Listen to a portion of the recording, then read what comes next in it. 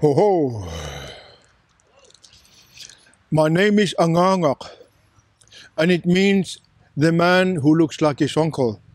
And I do. It's my father's older brother. His name is Quyagi, which means the beloved one. He was named after his uncle Angaangaq. And that uncle was named after his uncle Quyagi. And Angaangaq and Quyagi. So I'm pretty old in terms of age. We don't know exactly how old, but my family has lived in the same village for more than 5,000 years. I come from Greenland, the biggest island on earth, the land of the people. My tribe is Kalaallit, within the Eskimo tribe, which is the largest landholders of any tribe on earth. The land of the Eskimo spans from east to west 13 time zones. And from top of Greenland to the island of Newfoundland in Canada, KLM will fly more than 9 hours to get there. So the land is enormous. It is so interesting where I come from. Our beloved grandmother, Angaangaq, told us that life is a ceremony in itself, worthy celebrating with a ceremony. Which means that your life, your own personal life, is worth celebrating with a ceremony. But then afterwards, she would say, when the ceremony loses its spirit, it becomes a ritual. And my grandmother was born in 1893, and she raised us, and she says, and the world as it is full of rituals. So we ask her, what is a ceremony? And she would say, that's something you would do in your heart, which makes you comfortable, which makes you lifted. And you do it over and over and let it develop and grow. And just like anything growing, and we can see that here, sooner or later, a bud would be born in your ceremony, and that bud would begin to open. And there's a flower in your heart, which is your ceremony. And she would say, and at the end, that flower will become a full blossom. And what she does, there will be seeds in the blossom. And because you live here in Bukit Holland, Netherlands, winds of change will come upon you. And when that happens, the seeds of your ceremony will be blown away. And somewhere else, another ceremony will be born. It stems from you, but it's no longer yours. And that's how ceremony goes. But we lost it in Europe. And you can see now, when you travel in Europe, that there are many rituals. And the ritual is something you and I, we would do. We don't know why we do it, but we do it because that's the way it's being done. So the beauty of you vanished in the thin air, and you begin to do things because that's the way it's being done. Nobody asked why. Nobody asked how come. But we do it because that's the way it's being done. And it's so interesting, my grandmother telling us that the world as it is full of rituals. And she had never been outside our country. So ceremony is so important. I was so happy to be part of the ceremony here in Netherlands this morning. I could only give what I know, what I learned in my life.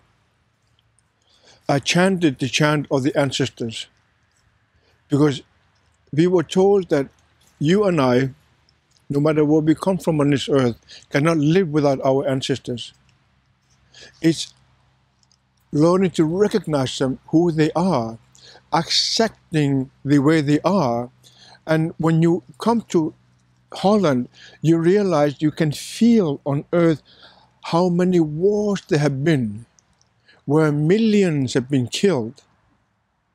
So the earth needs healing, like the people themselves. The intergenerational impact of wars is enormous, and you can smell it, you can see it, you can feel it when you come to Holland. Yes, we want to live in peace, but peace is really interesting. Peace can never be made by your government. It can never be made by European Parliament. It could never be made by United Nations. The peace had to be born inside you personally. How do we know that? That you have wars inside you? Often, you do not know yourself. And I'm prime example of that. Often, you don't believe in yourself. Myself, I'm a prime example of that. Often, you don't trust in yourself. I am an example of that. It's so interesting to go through these wars within me, and then in my mouth, through my mind, I speak about world peace. Until I have peace within myself, and I'm able to look into your spirit and touch your heart, how can I have peace? Peace can never be born outside me. Peace will only be born within me when I have peace within myself. The next one would be begin to feel the beauty of peace. And then through that, the peace on earth will be born. And the wars will stop. It's so interesting that in 2018, we still have wars in the Western world. But we long to have that joy, being able to do what we did this morning, a ceremony, which united us all. I don't know if you were there, to look at these beautiful people. They were so different from each other. It's so interesting. There was not one person alike to the next, but they were united in their own diversity.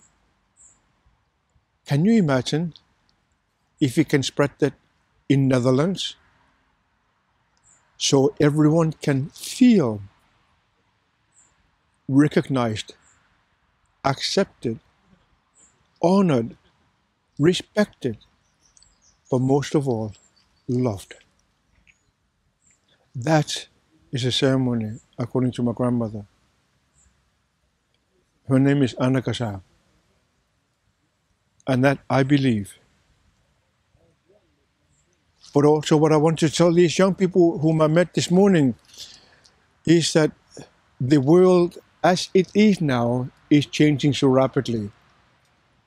And the way you and I, we're impacting the earth, literally, physically. I don't know if you've been on the outer route lately. There's so many autos in this little country of Holland. I've never seen so many cars. And when you drive on the autobahn or outer route, the outer route eats the tires of your auto. And those rubbers are blown into the air. You and I, we cannot see them with our own bare eyes. And then the wind takes them up and they become part of the jet stream of the Northern Hemisphere. And the jet stream always goes to Greenland, my country. And then it becomes too cold when it comes over the Greenland big ice. And it falls down as snow. And when the sun returns, it's so interesting. You can see the tires of people from Holland in the outers. You can see these tires on the big ice. And when the sun comes back, the ice melts. And the melting of the big ice is the one which I'm so concerned about, in which the people of Europe seem not to understand. Yes, we know about climate change. We know that very big part of it comes from our outers, not just from the benzene, but from the rubber of our outers. Because the big ice, when I was born 70 years ago, it was on the average 5 kilometers thick. Now it's only 2 kilometers or less, which means that every summer, as the big ice is melting, about 1 millimeter, the ocean rises during the summer. I don't know if you can imagine 1 millimeter. In real life, as you and I, we sit together, it's a tiny. But the fascinating part of it is that when the wind comes, it will create waves. And the wave of 1 millimeter will become 10 times bigger. And thus, the sand on the beach will be eaten away. And we can see that here now in Europe, that the beaches of European continent is being consumed by the waves. And pretty soon, before you realize it, the water will take over your land. And I think, where are we going to put the people? What should we do? In the lifetime of these young people I met this morning, Paris will begin to perish underwater. London will disappear. Venezia will disappear. The coastline of Holland will disappear. In the lifetime of these young people, what are we going to do? What should we do? Should we let people of Paris drown? That's 21 million people. Downtown London, there's 10 million. On the shorelines of Western Europe, there's about 100 million people. What should we do? So that's what I wanted to give you. As my father would tell you, it's not enough to know. It's to do something about it. We need to have ceremony in our life. At the same time, we need to become aware of ourselves. Remember, we have never been so many on earth. We are almost 8 billion of us now. The impact of the change of climate will be so enormous. And unless you become aware of yourself, you will not realize the severity of the impact it will have in your world, in your home, in your village, in your town, in your city, in your state, in your country, and the rest of the world.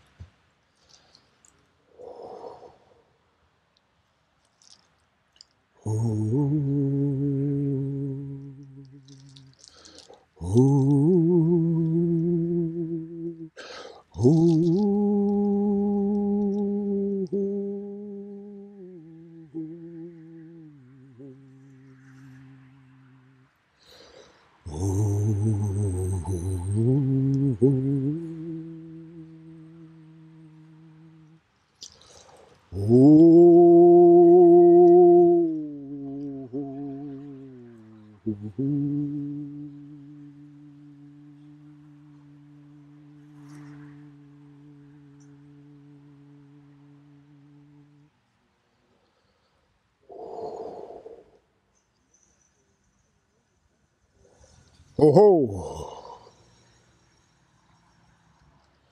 Dank u wel.